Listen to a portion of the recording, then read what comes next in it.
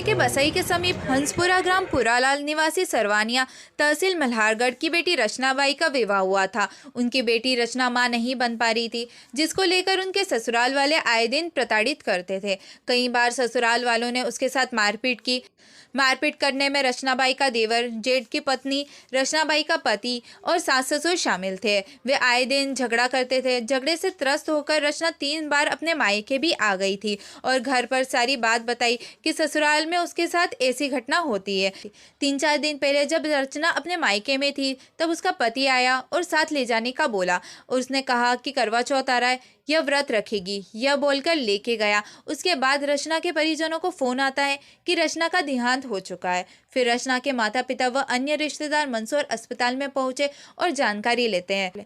रचना की मौत को लेकर परिजन बोले कि रचना की हत्या हुई है। उनको शक है कि रचना के ससुराल वालों ने मारपीट इत्यादि की, जिसके कारण उसकी मौत हो गई। रचना की मौत के बाद उसके मायके वालों ने बॉडी लेने व अन्य कार्रवाई करने से मना कर दिया। उनका कहना है कि जब तक दोषियों को पकड़ा नहीं जाएगा, तब तक न तो शव लेंगे और न ही कोई कार्रवाई होगी।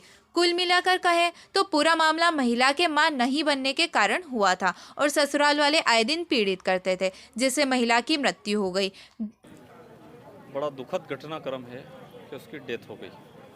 सारे बंजारा समाज के सारे यहाँ साथी यहाँ पर आए हुए परिजन हैं, आसपास के हमारे सारे बंजारा समाज के लोग यहाँ पर है और पूरे घटनाक्रम में ऐसा लगे तो परसों कोई विवाद हुआ होगा और उस विवाद में पुलिस को 100 नंबर बुलाया, लगा के पुलिस को बुलाई। अगर पुलिस उस समय थोड़ा भी ध्यान दे देती तो आज ये मल्हारगढ़ विधानसभा क्षेत्र की बेटी असमय चली नहीं जाती। अभी मैंने टीआई को फ़ोन लगाया तो वो टीआई साहब बोले कि मैं वीआईपी ड्यूटी में हूँ, आधे घंटे बाद बात करता हूँ। मुझे ये समझ में नहीं आ रहा कि पूरे क्षेत्र में लोगों को भगवान भरोसे छोड़ दिया है। क्या होगा, एक महिला की डेथ हो जाती है, परिजनों को यहाँ पर सुबह कल के बैठे हुए हैं, रात की 7 बजे के, परसों पुलिस आती है, कोई नहीं सुनता है और वीआईपी ड्यूटियों में मशगूल है पुलिस, कोई सुनने को तैयार नहीं है। और ऐसी स्थिति में मुझे लगता है कि मल्हारगढ़ विधानसभा क्षेत्र की बेटियां और उनकी जान इतनी सस्ती नहीं है कि किसी को भी आप मार डालोगे। तो मेरा विशेषकर पुलिस कप्तान से भी अभी मैंने बात करी है, सुजन्या जी से, एसपी साहब से, और उनसे भी अनुरोध किया कि जो भी अपराधी है उन अपराधियों को आप तत्काल अरेस्ट करो। और इसके साथ साथ अन्य महिलाओं ने भी अगर कहीं रिपोर्ट डाल रखी है या महिलाएं अगर कोई रिपोर्ट कर रही है तो मेरा आग्रह यह है कि कम से कम उन महिलाओं ने, किसी ने रिपोर्ट करी तो जो पीड़ित होता है, जो परेशान होता है, वो पुलिस के पास जाता है। किसी को शौक नहीं है कि थाने में जाए और शौक नहीं है कि थाने में जाके चले जाए।